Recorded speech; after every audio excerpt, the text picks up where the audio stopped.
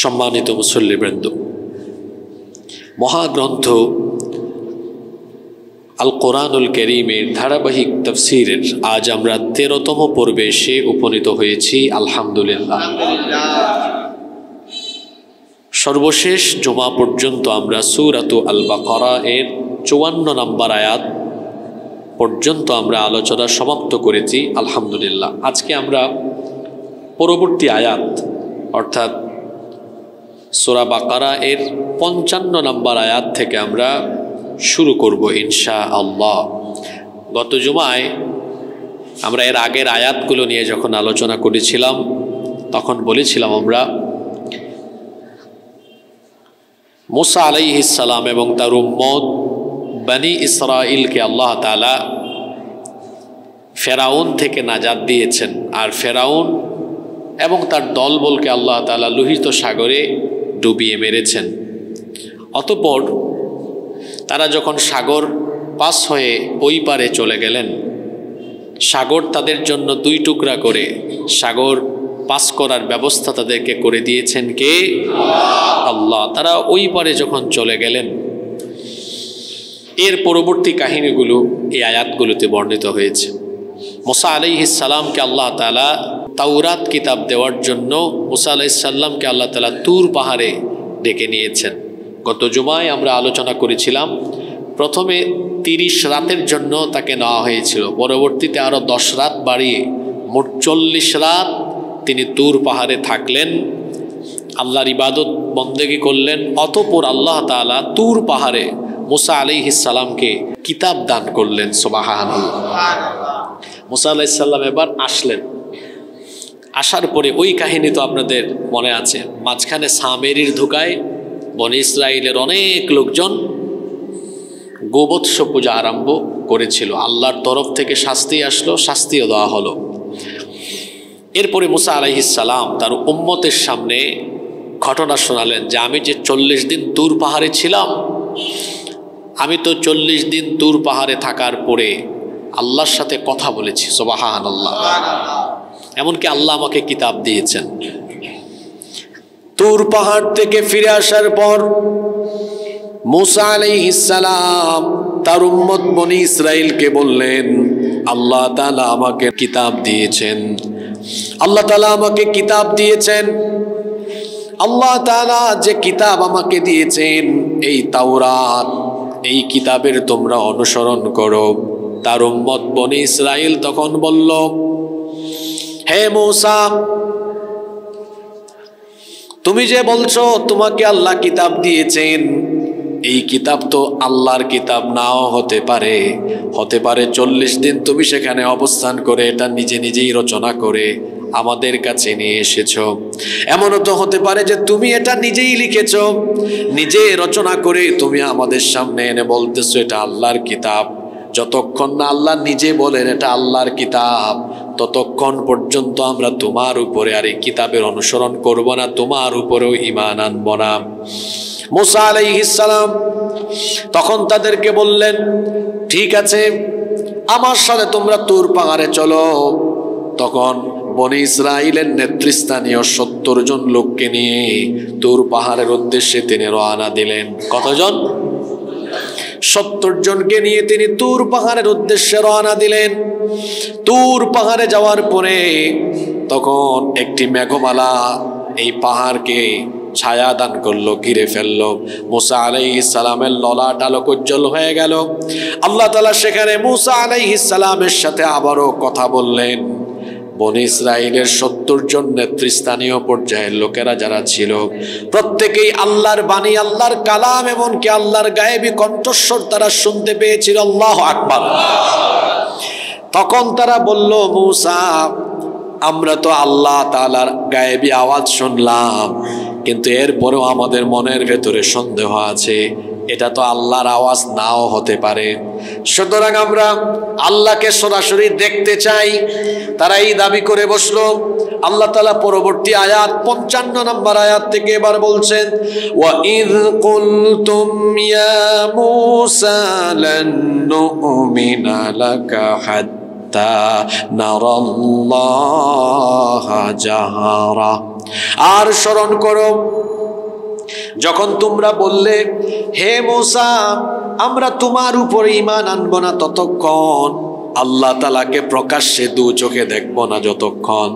তারা বলল, মূসা আওয়াজ এটা শুনেছি, কিন্তু এটা আল্লাহর আওয়াজ না অন্য কারো আওয়াজ, বুঝবো কেমনে? এই জন্য সরাসরি নিজের চোখে আমরা আল্লাহকে দেখতে চাই।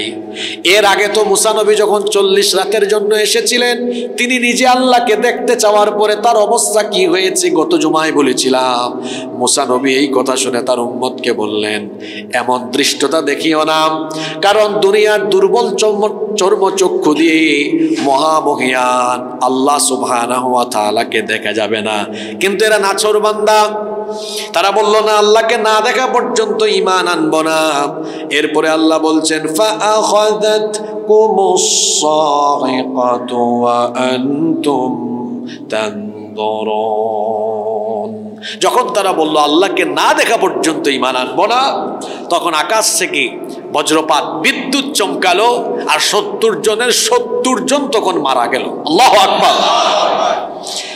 মূসা আলাইহিস সালাম তিনি এবার আল্লাহ তাআলাকে বললেন, হে রব, এই 70 জন আমার সাথে তুর পাহাড়ে এসেছে, এখন সবাইকে যে তুমি মেরে ফেলেছো, আমি যদি বনি ইসরাইলের কাছে ফিরে যাই, তারা বলবে আমি 70 জনকে খুন করে ফেলেছি, আমি মেরে ফেলেছি, আমি বিপদে পড়ে যাব।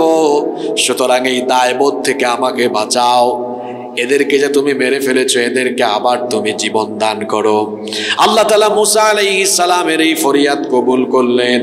মূসা আলাইহিস সালামের ফরিয়াদ কবুল করে আল্লাহ আবার 70 জনকে পুনরায় জীবন দিলেন।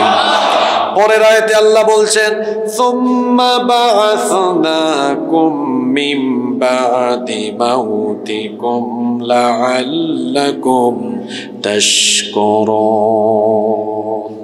অতঃপর আমি তোমাদের মৃত্যুর পর পুনরায় জীবন দান করলাম, যাতে তোমরা শুকরিয়া আদায় করতে পারো। আল্লাহ এদেরকে জীবন দান করলেন। এর পরবর্তী আয়াত 57 নম্বর আয়াত থেকে এবার আল্লাহ তাআলা তাদের উপরে আল্লাহর নেয়ামতের কথা স্মরণ করাচ্ছেন। এর আগের কয়েকটা আয়াতে বিপদ থেকে আল্লাহ তাআলা কিভাবে তাদেরকে উদ্ধার করেছেন সেটা স্মরণ করিয়েছেন। যেমন এটাও তো তাদের উপর একটা ভয়াবহ বিপদ ছিল, আল্লাহকে দেখতে চাওয়ার কারণে আসমানি গজব তাদের উপর আসলো, মারাও গেল, আবার তাদেরকে জীবন দিলেন কে? মূসা আলাইহিস সালাম কিতাব নিয়ে আসলেন, আল্লাহর সাথে কথা বললেন, 70 জনকে নিয়ে গেলেন, তারাও আল্লাহর কালাম শুনলো, আল্লাহর গায়েবী কণ্ঠস্বর শুনলো। এখন তারা তো মিশর ছেড়ে চলে এসেছেন, অজানা গন্তব্যে আছেন, কোথায় যাবেন তারা? আল্লাহ তাআলা এবার মূসা আলাইহিস সালামকে বললেন, মূসা তুমি তোমার উম্মত নিয়ে শামে চলে যাও। শাম বর্তমানে ফিলিস্তিন, সিরিয়া, জর্ডান, লেবানন, কয়টা দেশের কথা বললাম? এই 4 দেশ মিলে আগে ছিল শাম। যে ফিলিস্তিন এই শামেরই অন্তর্ভুক্ত।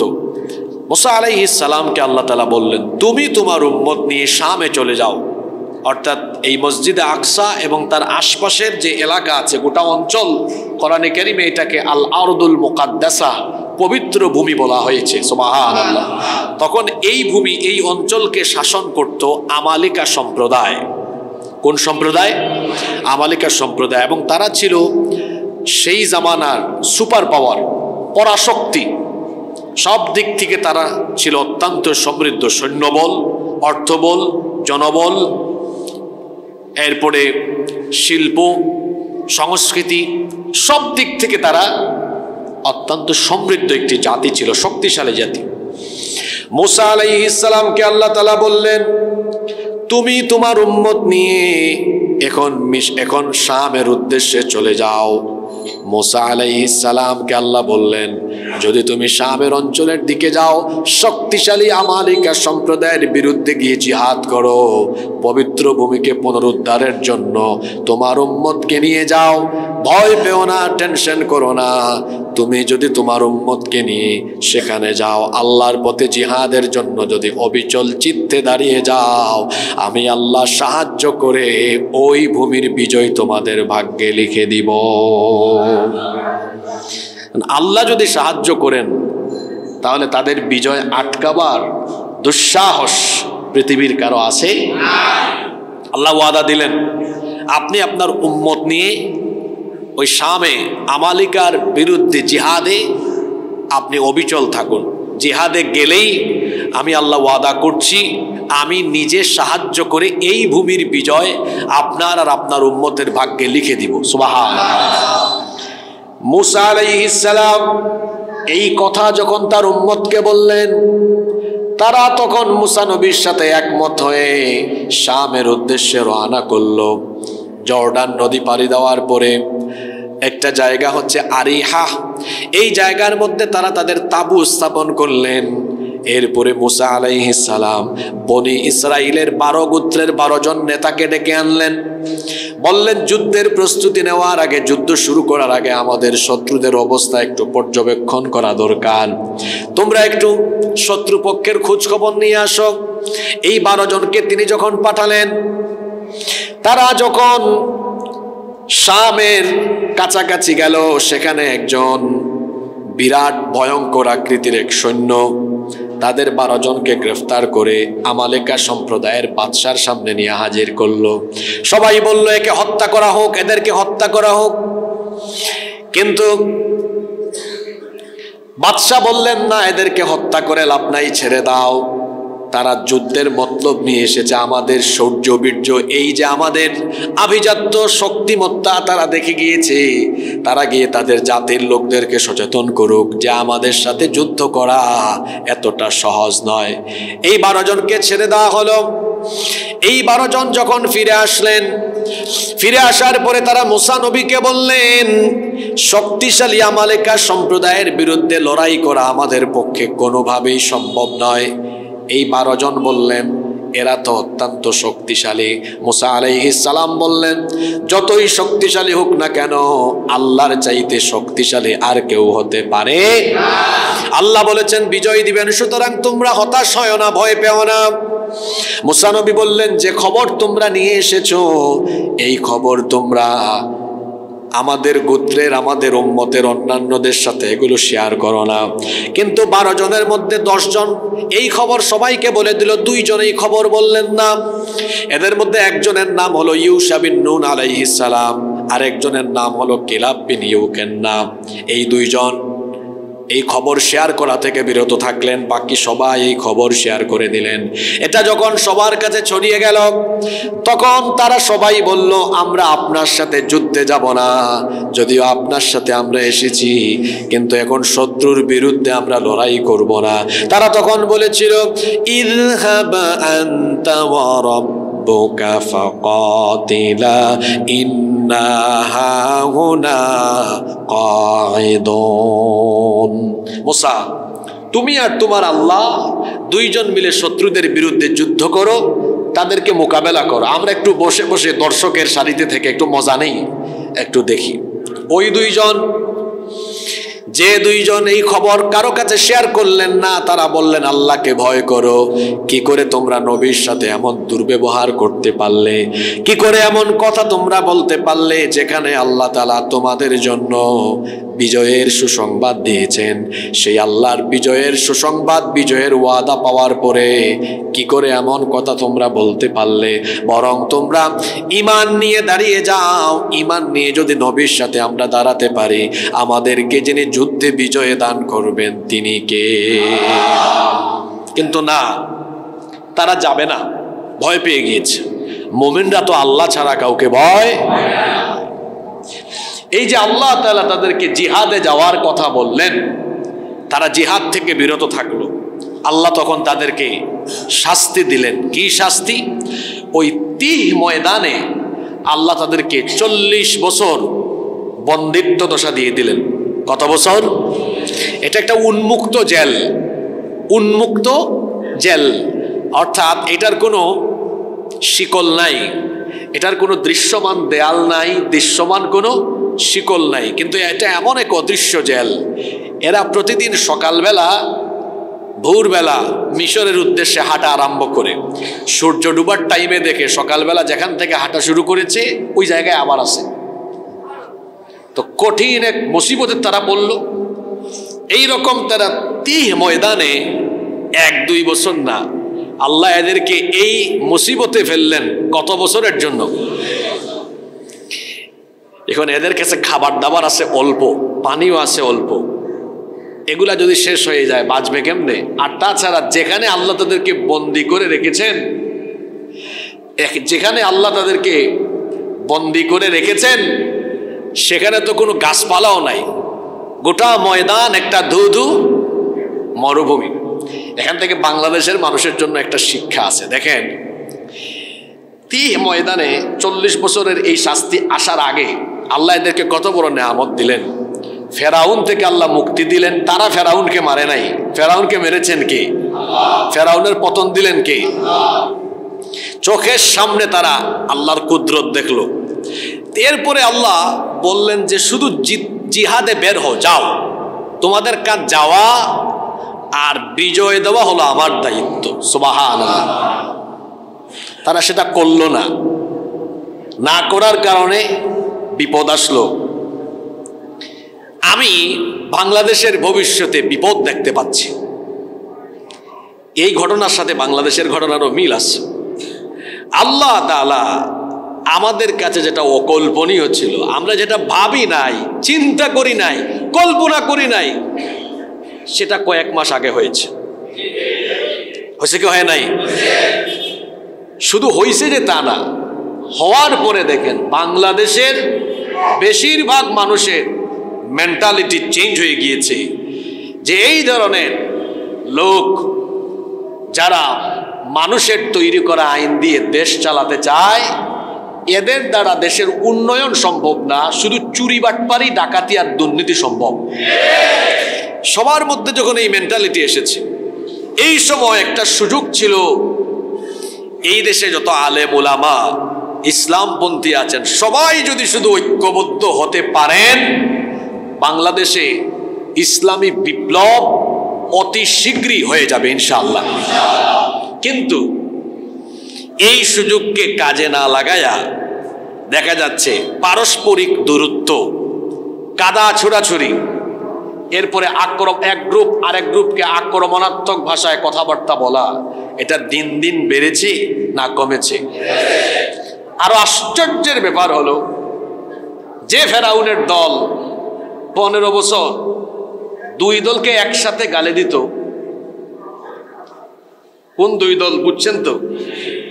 সেই 2 দল এখন দেখা যাচ্ছে এক দল আরেক দলের বিরুদ্ধে। এদের মধ্যে আবার এক দল আছে খুব অ্যাগ্রেসিভ মনোভাব নিয়ে কথাবার্তা বলে, ফেসিবাদের প্রেতাত্মা হয়ে তারা বর্তমানে এখন আগমন করেছে।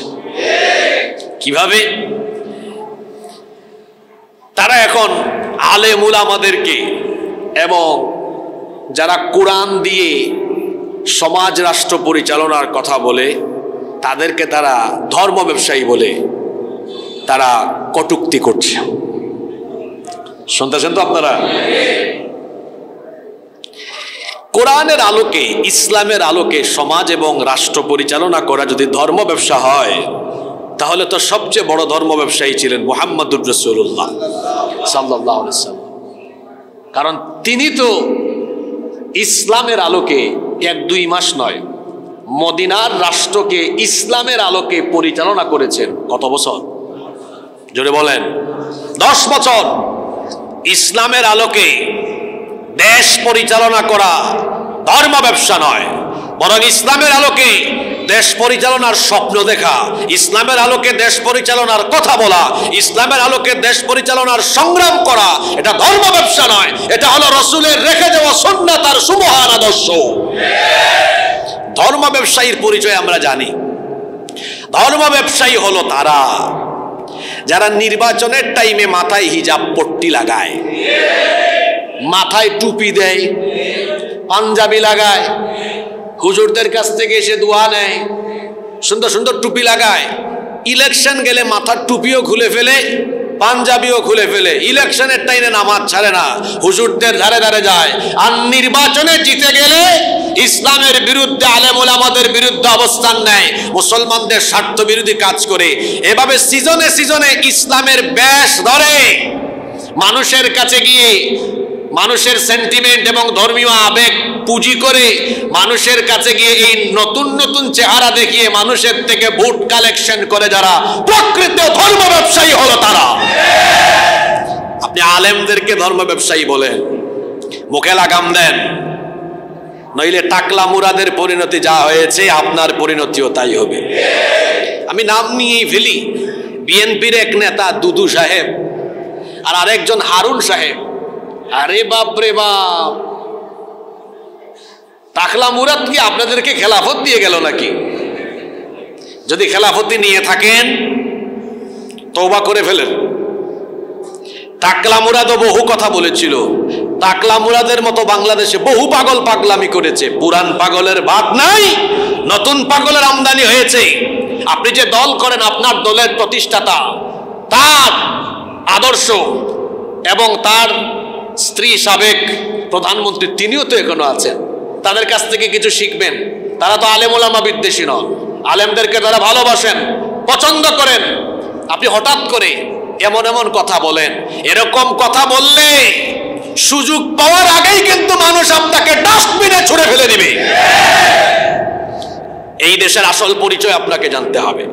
এই দেশের মূল হলো ইসলাম, এদেশের মূল হলো ইসলাম। এখন আগের তাদের মতো যদি চেতনার ব্যবসা শুরু করেন, এই দেশে মানুষ আর এখন এই স্বাধীনতার চেতনার ব্যবসা যেটা, ওইটা খায় না। এদেশের মানুষ স্বাধীনতাকে বিশ্বাস করে, এদেশের মানুষ বাংলাদেশের স্বাধীনতা সার্বভৌমত্ব টিকিয়ে রাখার জন্য বাংলাদেশের মানুষ আপ্রাণ চেষ্টা করবে। এদেশের মানুষ এই দেশকে ভালোবাসে, কিন্তু স্বাধীনতা কারো বাপের সম্পদ নয়, কারো ভাইয়ের সম্পদ নয়, কারো স্বামীর সম্পদ নয়, যেটাকে পুঁজি করে আপনি ব্যবসা করবেন। এই প্রজন্মের ছেলে পেলে যারা আছে, এই প্রজন্মের ছেলে মেয়েরা স্বাধীনতার চেতনার ব্যবসা ভালো করে বুঝে। আর একজন তো গত সপ্তাহে ফেসবুক লাইভে এসে একদম সব চেতনা ফাঁস করে দিয়েছে। যে যখন ক্ষমতায় আসে স্বাধীনতার ইতিহাস তখন নতুন করে বানায়। কথা ঠিক না বেঠিক?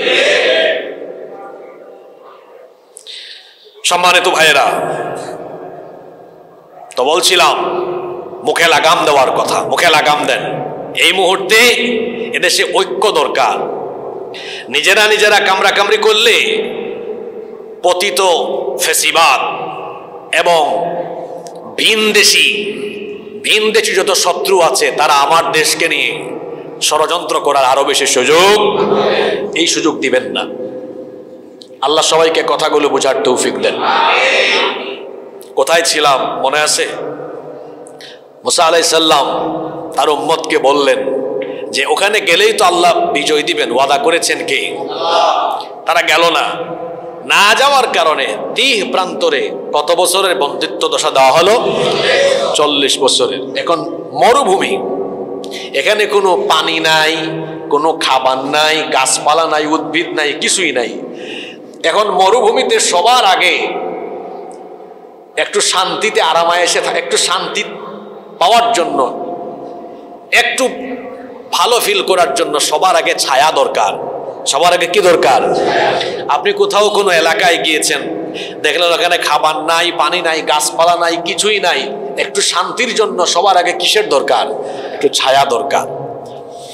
যখন তারা মরুভূমির অগ্নিতপ্ত বালুর উপরে বিশাল এই মরুভূমিতে তারা উন্মুক্ত কারাগারে বন্দী হয়ে গেল, মুসা নবী এই কঠিন বিপদেও বললেন, আল্লাহ আমার উম্মত না বুঝে ভুল করে ফেলেছে, কিন্তু এই কঠিন অগ্নিতপ্ত মরুভূমির বাদের উপরে আমার উম্মতকে আপনি একেবারে শেষ করে দিয়েন না, ছায়ার ব্যবস্থা করে দেন। আল্লাহ তাআলা তখন মুসা নবীর দোয়া কবুল করলেন এবং তাদের জন্য আকাশের এক খণ্ড বিরাট মেঘের টুকরা দিয়ে আল্লাহ শামিয়ানার মতো 30 প্রান্তরে তাদেরকে আল্লাহ ছায়া দিলেন। সুবহানাল্লাহ। আল্লাহ তাআলা সেই কথাই পরবর্তী আয়াতে বলছেন, ওয়া যাল্লালনা আলাইকুমুল গামামা ওয়া আনজালনা আলাইকুমুল মান্না ওয়াস সালওয়া। আল্লাহ তাআলা বলছেন, আর আমি তোমাদের উপরে মেঘের ছায়া দিয়ে তোমাদের ছায়ার ব্যবস্থা করে দিলাম। সুবহানাল্লাহ। ছায়া তো হলো, কিন্তু ওদের কাছে যে অল্প খাবার দাবার ছিল, এই খাবার ফুরিয়ে গেছে, খাবার শেষ হয়ে গিয়েছে। এখন কি না খাইয়া মরবে নাকি? মুসা নবী বললেন, আল্লাহ খাবার দাবারের ব্যবস্থা করে দাও। এদের তো এখানে কোনো খাবার নাই, পানিও নাই, কিছুই নাই। আল্লাহ তাআলা তখন বললেন, মূসা ঠিক আছে যাও, তোমার দোয়া কবুল করলাম, আর তোমার উম্মতের জন্য আমি আসমানি খাবার মান্না সালওয়ার ব্যবস্থা করে দিলাম। সেই কথাই আল্লাহ বলছেন, ওয়া আনজালনা আলাইকুমুল মান্না ওয়াস সালওয়া, আর আমি তোমাদের কাছে মান্না সালওয়া আসমান থেকে অবতরণ করলাম। এই দুইটা খাবার ছিল আসমানি খাবার, মান্না এবং সালওয়া। কোন কোন মুফাসসির বলেছেন মান্না এটা এমন এক খাদ্য যেটা দুধের চাইতেও সাদা, মধুর চেয়েও মিষ্টি, আর সালওয়া হচ্ছে এক ধরনের পাখির গোশত। এভাবে আসমানি খাবার খাওয়াইয়া আল্লাহ তাদেরকে তিহ প্রান্তরে বাঁচিয়ে রেখেছেন। সুবহানাল্লাহ, কোন জাতি চিন্তা করেছেন, এরা আসমানি খাবার খাওয়া জাতি। এই খাবার দেওয়ার পরে আল্লাহ বললেন, কুলু মিন তাইয়্যিবাতি মা রাযাকনাকুম ওয়া মা যালামুনা ওয়ালাকিন কানু আনফুসাহুম ইয়াযলিমুন। আল্লাহ তাআলা বললেন যে পবিত্র রিজিক দিয়েছি সেখান থেকে খাও, আর আমি তো নিজে তোমাদের উপর জুলুম করি, তোমরা নিজেরাই নিজেদের উপর জুলুম করেছো। এই যে তিহ প্রান্তরে বন্দী হয়ে আছো, আমি তো নিজে নিজে এটা করি নাই, তোমরা জুলুম করার কারণেই এই শাস্তি এসেছে। কার তরফ থেকে? এখন তারা 40 বছর ধরে বন্দী আছে। এই যে 12 জনের মধ্যে 10 জন এই খবর পাস করে দিয়েছিল, এবং এই 10 জন তাদের গোত্রের সবার কাছে এই খবর বলে দিয়েছিল, আর এরা যুদ্ধে না যাওয়ার জন্য একমত হয়ে গিয়েছিল। এরা মারা গেল। পরবর্তী প্রজন্মে আসার পরে তারা শুনতে পারলো যে কেন আমরা এই মুসিবতে পড়ে আছি। তখন তারা বলল যে না, এই মুসিবত থেকে আমরা উদ্ধার হতে চাই। এতদিনে মুসা নবীও দুনিয়া থেকে চলে গিয়েছেন। তখন বনী ইসরাইলের দায়িত্ব নিলেন ইউশা বিন নুন আলাইহিস সালাম। তারা তার কাছে গিয়ে তওবা করলো, বলল আমরা তওবা করলাম, আর আমরা আল্লাহর হুকুম মতো ওই শামে আমালিকাদের বিরুদ্ধে জিহাদে যাব। আল্লাহ তো আমাদেরকে জিহাদে যেতে বলেছিলেন, কিন্তু আমাদের এই উম্মত এবং আমাদের পূর্বপুরুষরা সেটা অমান্য করায় এই মুসিবত এসেছিল। আমরা তওবা করলাম, এখন আমরা যাব। সুবহানাল্লাহ। এখন ইউশা বিন নুন আলাইহিস সালামের সাথে তারা এবার ঐক্যবদ্ধ হয়ে জিহাদে গেল। যাওয়ার পরে যুদ্ধ চলতেছে, তুমুল যুদ্ধ আরম্ভ হয়েছে। যুদ্ধ করতে করতে জুমার দিন, কোন দিন? জুমার দিন আসরের টাইম হয়ে গেছে। যুদ্ধের পরিস্থিতি এমন যে আর কিছুক্ষণ যুদ্ধ চললেই মুসলমানরা, ইমানদাররা, মুসা নবীর উম্মত যারা ছিলেন তারা বিজয়ী হয়ে যাবেন। সুবহানাল্লাহ। এখন ইউশা বিন নুন আলাইহিস সালাম চিন্তা করলেন কিছুক্ষণ পরে তো মাগরিব হয়ে যাবে, সূর্য ডুবে যাবে। সূর্য ডুবে গেলে কোন দিন আরম্ভ হবে? শনিবার, পরবর্তী দিন। এখন বনী ইসরাইলের জন্য শনিবার ছিল সাপ্তাহিক ইবাদতের দিন। সেই দিন যুদ্ধ বিগ্রহ তারা করত না। ইউশা বিন নুন আলাইহিস সালাম চিন্তা করলেন এখন আজকে জুমার দিনে যুদ্ধ করতে করতে একেবারে বিজয়ী হওয়ার দ্বার প্রান্তে চলে এসেছি। এখন যদি যুদ্ধটা বন্ধ হয়, মানে অমীমাংসিত অবস্থায় যুদ্ধটা যদি শেষ হয়, শনিবার গ্যাপ আছে, রবিবার দিন যদি কাফিরের দল আরো শক্তিশালী হয়ে ফিরে আসে, তাহলে তো পরিস্থিতি অন্যরকমও হতে পারে। তিনি চিন্তায় পড়ে গেলেন, সূর্যের দিকে তাকালেন। এটা বুখারী শরীফের হাদিস। সূর্যের দিকে তাকায়া তিনি বললেন, ইন্নাকি মা'মুরাতুন ওয়া আনা মা'মুর। তুমিও আল্লাহর আদিষ্ট, অর্থাৎ আল্লাহর আদেশ মানো, আমিও তো আল্লাহর আদিষ্ট, আমিও আল্লাহর আদেশ মানি। এরপরে তিনি আসমানের দিকে হাত তুলে বলেন, আল্লাহুম্মা, হে আল্লাহ, ইহবিসহা আলাইনা, এই সূর্যকে তুমি আমাদের জন্য যুদ্ধে বিজয়ের জন্য, মসজিদে আকসা পুনরুদ্ধারের জন্য সূর্যকে কিছুক্ষণের জন্য থামিয়ে দাও। সুবহানাল্লাহ। হাদিস শরীফে এসেছে, আল্লাহর নবী বলেছেন, ফাহুবিসাত হাত্তা ফাতাহাল্লাহু আলাইহি। আল্লাহ ইউশা বিন নুন আলাইহিস সালামের দোয়া কবুল করলেন, এবং পৃথিবীতে এই প্রথমবারের মতো মুসলমানদেরকে যুদ্ধে বিজয়ের জন্য, মসজিদে আকসা পুনরুদ্ধারের জন্য আল্লাহ সূর্যকে থামিয়ে দিয়েছেন। সূর্যকে বলেছেন, তুমি থেমে যাও ততক্ষণ, মুসলমানরা বিজয়ের পতাকা উড়াবে না যতক্ষণ। সুবহানাল্লাহ। সূর্যকে আল্লাহ থামিয়ে দিয়েছেন মসজিদে আকসা পুনরুদ্ধারের জন্য। আল্লাহ সূর্যকে থামিয়ে দিয়েছেন। সেই যুদ্ধে ইমানদাররা বিজয়ী হয়ে গেল। সুবহানাল্লাহ। যখন তারা বিজয়ী হয়ে গেল, আল্লাহ তাআলা এবার বললেন যে ঠিক আছে, এবার তোমরা এই নগরীতে, এই জনপদে ঢুকো। তবে ঢুকার সময় কি করবা কিছু আদব আল্লাহ শিখাই দিলেন। আল্লাহ তাআলা বললেন, ওয়া ইয কুলনা দখুলু হাযিহিল ক্বরয়াতা ফাকুলু মিনহা হাইসু শি'তুম রাগাদাও ওয়া দাখুলুল বাবা সুজ্জাদাও ওয়া কুলু نغفر لكم خطاياكم وسنزيد المحسنين। আল্লাহ তাআলা বললেন, আর স্মরণ করো যখন আমি বললাম তোমরা যখন এই জনপদে, এই নগরে ঢুকবে, তখন তোমরা আমার ইচ্ছা অনুযায়ী সেখানে আহার করো, খাও, স্বাচ্ছন্দ্যে থাকো। তবে যখন এই নগরীর দরজা দিয়ে প্রবেশ করবে, তখন তোমরা মাথা নিচু করে আল্লাহর সামনে মাথাটা নত করে সাজদার মাধ্যমে ঢুকবে। এবং তোমরা বলবে হিত্তাতুন নাগফির লাকুম খাতায়াকুম, এবং তোমরা ঢোকার সময় বলবে হিত্তাহ, অর্থাৎ হে আল্লাহ আমাদের গুনাহ মাফ করে দাও, এটা বলে বলে ঢুকবে। এই হুকুম তাদেরকে দিলেন কে? দুইটা কথা আল্লাহ বললেন, ঢোকার সময় সাজদা দিয়ে ঢুকো, দুই ঢোকার সময় হিত্তাহ এই শব্দটা বলে ঢুকো। তাদের প্রতি এই আদেশ কার? আল্লাহ তাদেরকে এই আদেশ দিলেন, কিন্তু তারা কি করলো? ফাবাদদালাল্লাযীনা যালামু কওলান গায়রাল্লাযী ক্বিলা লাহুম ফাআনজালনা আলাল্লাযীনা যালামু রিজজাম মিনাস সামাই বিমা কানু ইয়াফসুকুন। আল্লাহ তাআলা বললেন, অতঃপর আল্লাহ যে কথা বলতে বলেছিলেন জালিমরা তা পরিবর্তন করে দিল ভিন্ন কথা দিয়ে। আল্লাহ বলেছিলেন ঢোকার সময় কি দিয়ে ঢুকো? সাজদা দিয়ে। এরা কামটা করছে কি? তারা এক পা সামনে আর এক পা পিছন দিকে দিয়ে এমনে ঢুকছে, মাথাটাকে খাড়া করে দিয়ে দুই পা দুই দিকে দিয়ে এমনে ঢুকে গেছে। আল্লাহ বলেন সাজদা দাও, তারা সাজদা না দিয়ে মাথা সোজা রেখেই ঢুকলো। এরপরে আল্লাহ বললেন হিত্তাহ এই শব্দ বলে ঢুকো, হিত্তাহ অর্থাৎ আল্লাহ আমাদেরকে ক্ষমা করো। তারা এখানে একটা নুন লাগালো, হায়ের পরে নুন, তারা বললো হিন্তাহ হিন্তাহ, কারণ হিন্তা মানে গম, হিন্তা মানে কি? গম, গমের মিছিল দিয়া ঢুকছে আর কি। আল্লাহর এই আদেশ অমান্য করলো। কেমন জাতি বনি ইসরাইল চিন্তা করেন। একবার 40 বছরের জেল খাটলো, তওবা কইরা জিহাদে গেল, আল্লাহর সাহায্য পায় বিজয় লাভ করবে। আল্লাহ বলতেছেন এই পুরা জনপদ তো তোমাদেরকেই দিলাম, এখানে তোমরা স্বাচ্ছন্দ্যে বসবাস করো, আমার দেওয়া রিজিক ভক্ষণ করো, কিন্তু ঢুকার সময় আমাকে সাজদা দাও। কেন সাজদা দিবা? কারণ বিজয় তো তোমরা তোমাদের শক্তি দিয়ে পাও নাই, বিজয় দিয়েছেন কে? এই সাজদাটা দিয়ে আমার শুকরিয়া করে ঢুকো, আর হিত্তাহ এই শব্দটা বলো যাতে আমি তোমাদেরকে মাফ করে দিই।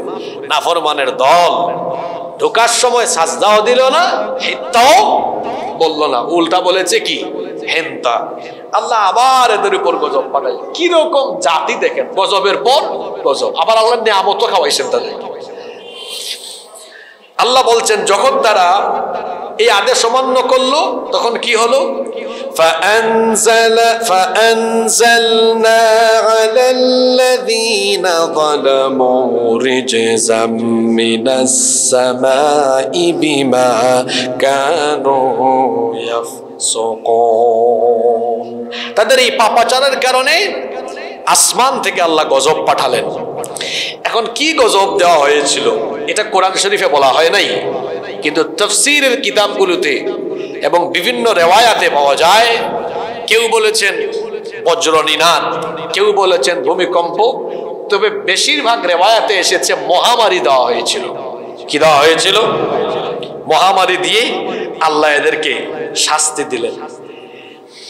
তারা বিজয় লাভ করলো।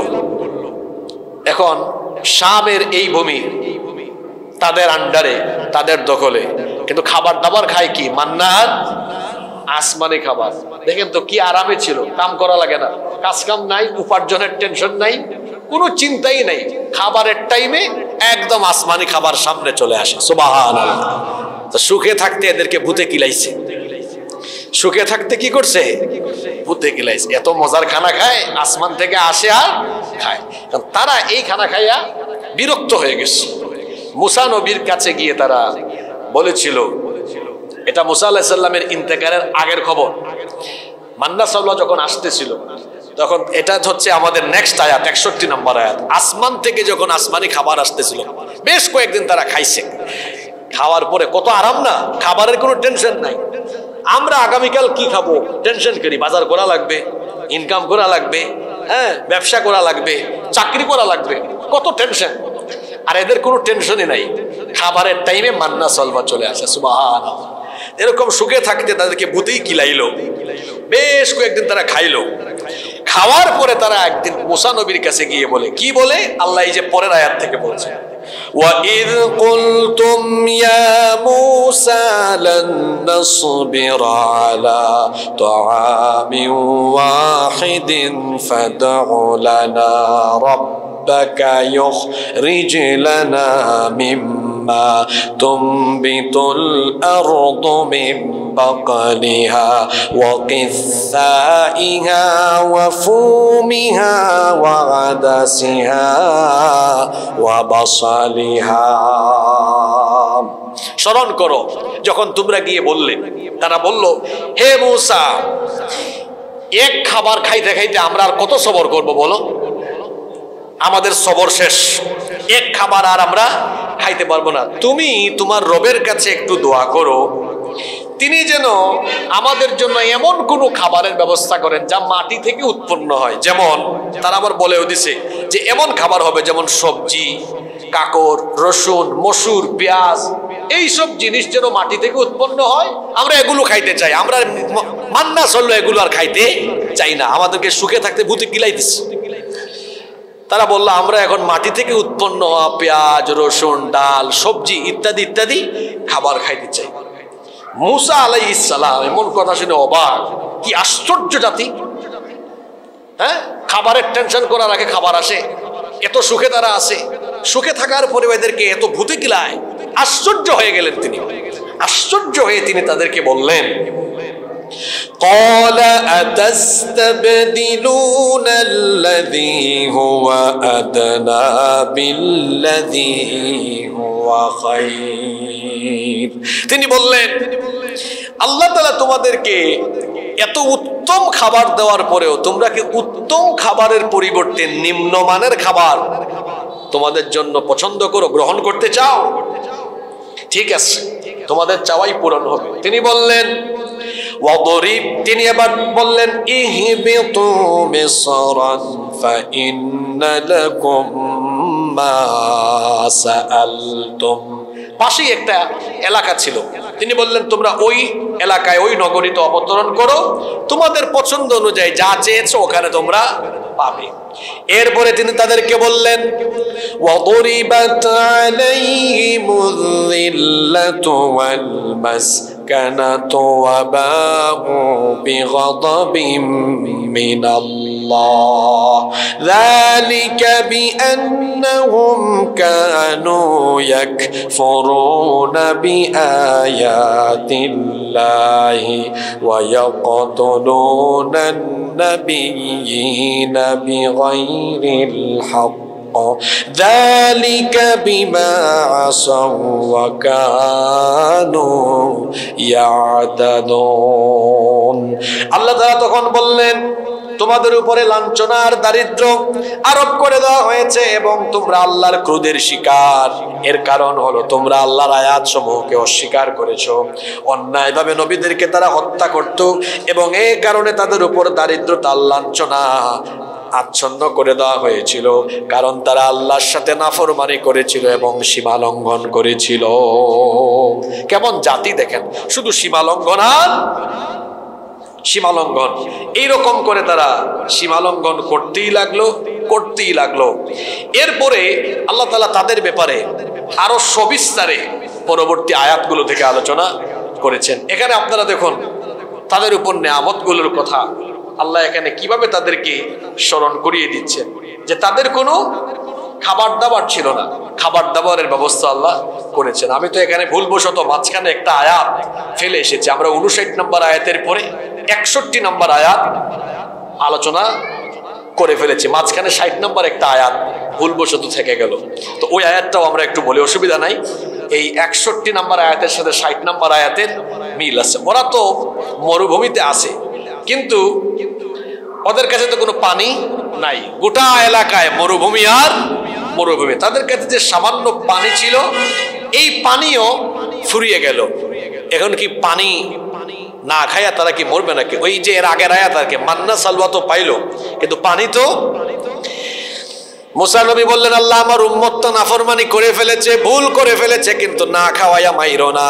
খাবার তো দিয়েছো মান্না সালওয়া, কিন্তু একটু পানির ব্যবস্থা করে দাও। এই দুধু মরুভূমি, বিস্তীর্ণ মরুভূমি, কোথাও তো কোনো পানি নাই। আল্লাহ তখন মুসা নবীকে বললেন, আল্লাহ তাআলা 60 নম্বর আয়াতে বলছেন, ওয়া ইদিস্তাসকা মুসা লিকওমিহি ফাকুল নাদরিব বিআসাকাল হাজার। স্মরণ করো যখন মুসা তার উম্মতের জন্য আল্লাহর কাছে পানি চাইলেন, তখন আল্লাহ তাআলা বললেন, হে মুসা, তুমি তোমার হাতের লাঠি দ্বারা পাথরকে আঘাত করো। মুসা আলাইহিস সালামকে আল্লাহ বললেন, তুমি লাঠি দিয়ে পাথরে আঘাত করো। ফানফাজারাত মিনহু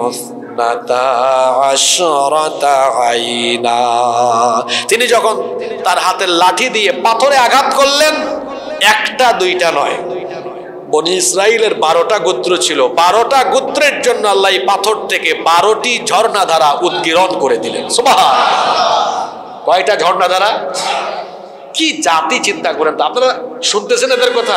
খালি অপরাধ করে মুসা নবী বলেন আল্লাহ মাফ করেন, আবার খাওয়াইতেছেন আল্লাহ, আবার তেমন খানা খায়, সুখে আছে, তাও তাদেরকে কি করে ভূতে গিলা। পানি নাই, সব দিকে মরুভূমি আর মরুভূমি।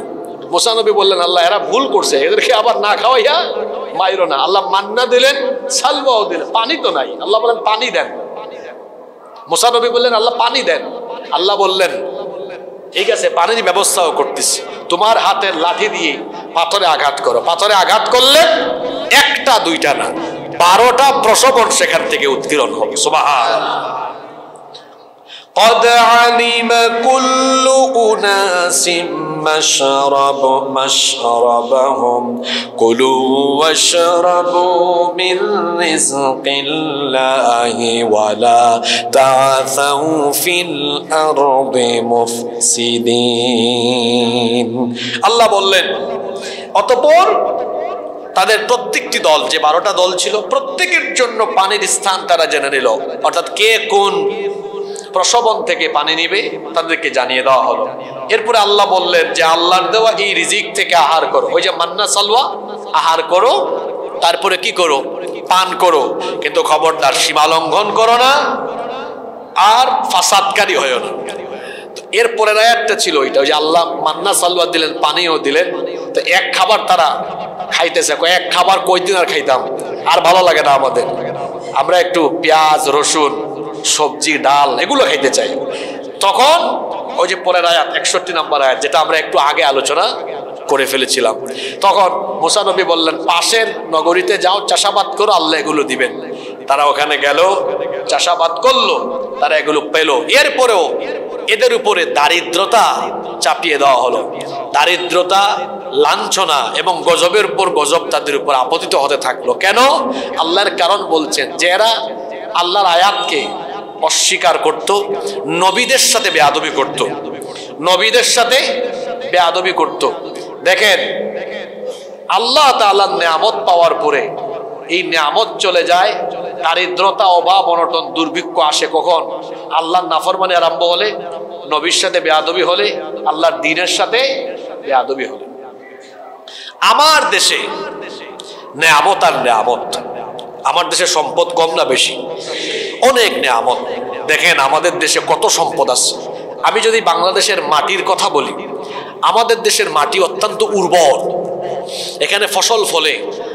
আপনি উত্তরবঙ্গে যান, দেশের দক্ষিণাঞ্চলে যান, দেখবেন সেই অঞ্চলগুলোতে সবচেয়ে বেশি চাষাবাদ হয়, ফসল উৎপাদন হয়। এই সময়ে উত্তরবঙ্গে গেলে দেখবেন আলু আর আলু, ভুট্টা, গম, ধান তো মানুষ কেটে ফেলছে, ধান আর ধান, সবজি আর সবজি। এদেশের মাটি হলো এমন অত্যন্ত উর্বর, আপনি শহর থেকে বের হয়ে একটু আপনার চক্ষু যদি মাঠে ময়দানে নেন, দেখবেন শুধু সবুজ আর সবুজ, সবুজ দেশ, ফসলের মাঠে ফসলের সমারোহ। আর প্রাকৃতিক সম্পদ তো এই দেশে আছেই, আল্লাহর দেওয়া। পাথরের খনি আছে আমাদের দেশে, গ্যাসের খনি আছে, এদেশে সম্পদ আছে। আর যে সকল অঞ্চল সমুদ্রের তীরবর্তী, সেখানেও সম্পদ আছে। লবণ আছে না? হ্যাঁ, লবণ আছে। আর সাগরের মাছ, এগুলো তো আছেই আমাদের জন্য। সুবহানাল্লাহ। এই চট্টগ্রামেই দেখেন আপনি, দক্ষিণ চট্টগ্রামের দিকে গেলে দেখবেন লবণ আছে, ওই মহেশখালের দিকে পান আছে। সম্পদ আর সম্পদ, এক কথা এই দেশে সম্পদ আর সম্পদ। আল্লাহ এই যে নেয়ামত দিয়েছেন, আমরা আল্লাহর শুকরিয়া করলে, আল্লাহর দ্বীনের সাথে থাকলে, আল্লাহর বিধান মতো চললে এই নেয়ামতের জায়গা থাকবে না। এই নেয়ামতকে আল্লাহর বহু গুণ, কয়েক গুণ বাড়িয়ে দিবেন। সুবহানাল্লাহ। আর যখন আমরা আল্লাহর এই নেয়ামত ভোগ করে আল্লাহর সাথে নাফরমানি করব, আল্লাহর নবীর সাথে নাফরমানি করব, আল্লাহর দ্বীনের সাথে নাফরমানি করব, তখন এই দেশে অভাব আসবে, দুর্ভিক্ষ আসবে, এই দেশে আসমান জমিনের গজব আসবে। আর মানুষের উপরে তো আল্লাহ তাআলা গজব স্বেচ্ছায় দেন না। আল্লাহ কোরআনে বলেছেন, তোমাদের উপর যত বিপদ আপদ আসে এগুলো সব তোমাদের দুই হাতের কামাই। তোমরা নিজেরাই যখন পাপাচার, অনাচার, ফাসাদ এগুলোতে লিপ্ত হয়ে যাও, তখন এই সকল গজব আসে। যেহেতু এই দেশে সম্পদ আছে, নেয়ামত আছে, এই সম্পদের নেয়ামত কার? আল্লাহর দেওয়া নেয়ামত ভোগ করে এই দেশের মানুষের উচিত আল্লাহর শুকরগুজারি করা, রসুলের আদর্শ মেনে নেওয়া, আল্লাহর দ্বীনের পথে চলা। সেটা যদি করেন, এই দেশের সম্পদ আল্লাহ আরো বাড়িয়ে দিবেন, নেয়ামত বাড়িয়ে দিবেন। এই দেশে অভাব থাকবে না, দুর্ভিক্ষ থাকবে না, কোনো অশান্তি থাকবে না, কারণ সবকিছু দূর করে দিবেন কে? আর আল্লাহর দেওয়া রিজিক খায়া আল্লাহর আইনের বিরুদ্ধে, রসুলের বিরুদ্ধে, রসুলের ওয়ারিস উলামা মাশায়েখদের বিরুদ্ধে কথা বলবেন, যে নেয়ামত আল্লাহ দিয়েছেন, এই নেয়ামত আল্লাহ কেড়ে নেবেন। এজন্য আমি সবাইকে বলবো, কথাবার্তা বলার সময় মুখে যেন আমরা একটু লাগাম দিয়ে কথা বলি। এদেশে এখন নতুন করে কিছু হাইব্রিড লোক দেখা যাচ্ছে, এত বছর খবরও ছিল না, হঠাৎ করে যে অ্যাগ্রেসিভ মোডে কথাবার্তা বলে। আল্লাহর দ্বীনের বিরুদ্ধে এরকম কথাবার্তা বলা যাবে না, এভাবে বলবেন না। বললে পরে নিজের পায়ে নিজেরা কুড়াল মারবেন, নিজের ধ্বংস নিজেরাই ডেকে আনবেন। সাবধান করছি, সতর্ক করছি। আমরা আপনাদের অকল্যাণ চাই না, আমরা আপনাদের কল্যাণ চাই। আমরা আপনাদের শত্রু নই, আমরা আপনাদের কল্যাণকামী, আমরা আপনাদের ভালো চাই। যেন সতর্ক করছি। সতর্ক করতে করতে করতে করতে যদি আপনারা এগুলা না মানেন, তাহলে আপনাদের পরিণতি আপনারা নিজেরাই ভয়াবহতার দিকে নিয়ে যাবেন। এদেশের শিকড়, এদেশের পরিচয়, এদেশের মানুষের সেন্টিমেন্ট বুঝে আপনার অর্থনীতি, রাজনীতি সব করতে হবে। এদেশের মানুষের শেকড় হলো ইসলাম। এদেশের মানুষের শেকড় কি? এদেশে প্রতিদিন সূর্য উঠে, আজানের ধ্বনি শোনে, আজানের ধ্বনির মাধ্যমে সূর্য উঠে, সূর্য ডুবে আবার আজানের ধ্বনির মাধ্যমে। লক্ষ লক্ষ মসজিদ, মাদ্রাসা, লক্ষ লক্ষ আলেম ওলামা এই দেশে আছে। এই দেশের মানুষের সেন্টিমেন্ট বুঝে আপনাকে কথা বলতে হবে। আর এই দেশে ইসলামের ভবিষ্যৎ অত্যন্ত সুন্দর। এই দেশে ইসলাম কায়েম হবে, কোরআনের রাজ কায়েম হবে, এটা সেরকমই সত্য কথা। প্রতিদিন সকালবেলা সূর্য উঠবে, এটা যেমন সত্য, তেমনি এই দেশে কোরআনের বিধান কায়েম হবে, এটাও সত্য। আপনি এর সাথে থাকেন, তাহলে কল্যাণ আছে। এর বাহিরে গেলে কোনো কল্যাণ নাই। মানুষের জন্য আল্লাহর বানানো আইন কল্যাণকর না মানুষের বানানো আইন কল্যাণকর? আল্লাহর আইন কল্যাণকর। কারণ মানুষ যে আইন বানায় সে আইনের মধ্যে জটিলতা থাকে, সে আইনের মধ্যে ত্রুটি বিচ্যুতি থাকে, সেখানে স্বার্থপরতা থাকে। কিন্তু আল্লাহর আইনের মধ্যে জটিলতাও নাই, দুর্বলতাও নাই, ত্রুটিও নাই। এই জন্য দেখবেন মানুষ যে আইন বানায় কয়েক বছর পর পর এই আইন সংশোধন করা লাগে। কিন্তু কোরআনে কারীম ১৫০০ বছর আগে নাজিল হয়েছে, আজ পর্যন্ত কি কোরআন সংশোধন হয়েছে? হওয়ার সম্ভাবনা আছে? এটাই শান্তি দিতে পারবে, কল্যাণ দিতে পারবে। এটা শুধু মসজিদে থাকবে না, এই কোরআন বাংলাদেশের পার্লামেন্টেও ঢুকানো লাগবে। এটাকে আপনি রাজনীতি বলেন? হ্যাঁ, এটাকে যদি রাজনীতি বলেন তাহলে আমি বলবো যে নতুন করে কালিমা পড়ে মুসলমান হন আপনি, আপনার ইমানের ভেতরে ঝামেলা আছে। আমি অবাক হয়ে যাই এদেশের কিছু রাজনীতিবিদদেরকে দেখে। লাগাম নিয়ন্ত্রণ করেন।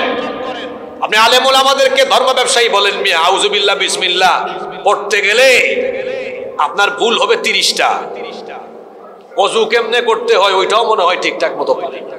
সে আলেমদেরকে এমন কটুবাক্য, এ ধরনের আজেবাজে শব্দ চয়ন করে কথা বলে।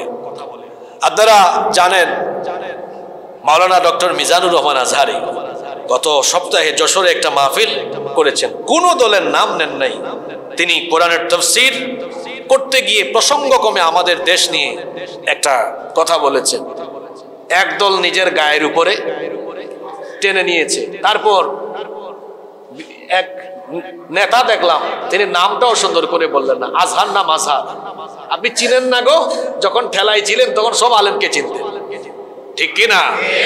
মুখে লাগাম দেন। এদেশে আলেম উলামাদের সাথে বেয়াদবি করলে পরিণতি কি হয় আগের 15 বছর থেকে শিক্ষা নেন। মানুষ একদম ধরে ডাস্টবিনে ছুড়ে ফেলবে আলেমদের সাথে বেয়াদবি করলে। তারপরে আরেকজন, ওই যে হারুন সাহেবের কথা বললাম, উনি দেখলাম সংসদের মধ্যে কোরআন হাদিস দিয়া বয়ান করতেন। আসলে উনার এলাকা, ওনার বাড়ি কোথায় জানেন? চাঁপাইনবাবগঞ্জে। আমি তো ওনার এলাকায় যাই। বাস্তব খবর হলো, আপনারা হয়তো ওনার ব্যাপারে জানেন না, উনি হয়তো অ্যাগ্রেসিভ মোডে কথা বলেন। কেন উনি অ্যাগ্রেসিভ মোডে কথা বলার কারণ হলো এই লোক তার এলাকায় জনবিচ্ছিন্ন, তার এলাকায় জনবিচ্ছিন্ন। তার এলাকায় চাঁপাইনবাবগঞ্জ, রাজশাহী, এই সকল অঞ্চল হলো, এই সকল অঞ্চলগুলোকে বলা হয়, ওই যে আপনাদের চট্টগ্রামে, আমি একটু ইঙ্গিত দিয়া বুঝাই দেই, সাতকানিয়া, লোহাগাড়া, বাঁশখালী যেমন, ওই দিকের রাজশাহী আর চাঁপাইনবাবগঞ্জ তেমন। বুঝছেন তো হারুন সাহেবের মাথা খারাপ হয়েছে কেন? এতটুকু বললাম আর ব্যাখ্যা দিলাম। আপনাদের সাতকানিয়া, লোহাগাড়া, বাঁশখালী বুঝেন না? সাতগাড়া, বাঁশখালী যেমন, ওই দিকের রাজশাহী আর চাঁপাইনবাবগঞ্জ। এই তো হারুন সাহেবের মাথা এই জন্য খারাপ হয়েছে না, মাথা ঠিক করেন। এই দেশ, এদেশের মানুষ ইসলামকে ভালোবাসে, আলেম ওলামাকে ভালোবাসে। কথায় কথায় ধর্ম ব্যবসায়ী বলা বন্ধ করেন। এই শব্দ যারা বলে এদেরকে ধরবেন সামনে পাইলে। এরকম কথা বলার অধিকার তোমাকে কে দিয়েছে? আলেম ওলামারা, তাদের পরিচয় আছে। রাসূল বলেছেন তারা হলেন ওয়ারাসাতুল আম্বিয়া, নবীগণের ওয়ারিস। আপনি আলেমদের নামটা সুন্দর করে বলতে পারেন না, দেখেন না বলে আজহার না মাযহার। কিরকম বেয়াদব কথা, কেমনে বলতে হয় আপনি জানেন না? আপনি একজন মানুষের নাম যখন বলবেন সুন্দর করে বলবেন। আল্লাহ বুঝার তৌফিক দান করেন। আপনারা কি আমার কথায় কষ্ট পেয়েছেন নাকি? কষ্ট পাওয়ার কি আছে? কষ্ট পাওয়ার মতো কিছুই হয় না। আজকে মনে হয় সবচেয়ে লম্বা আলোচনা হয়েছে, প্রায় 1.5 পৃষ্ঠা আজকে আলোচনা হয়েছে, আলহামদুলিল্লাহ। তাহলে আজকে আমরা 61 নম্বর আয়াত পর্যন্ত আলোচনা করলাম। আগামী জুমায় আমরা 62 নম্বর আয়াত থেকে আলোচনা শুরু করবো ইনশাআল্লাহ। আপনারা কি শুধু আলোচনা শুনে চলে যান? বাড়ি থেকে একটু পড়ে আসেন নাকি? একটু পড়ে আসবেন। আগামী জুমায় আপনারা 10-15টা আয়াত অর্থ সহ পড়ে আসবেন, তাহলে আলোচনা শুনতে আরো ভালো লাগবে ইনশাআল্লাহ।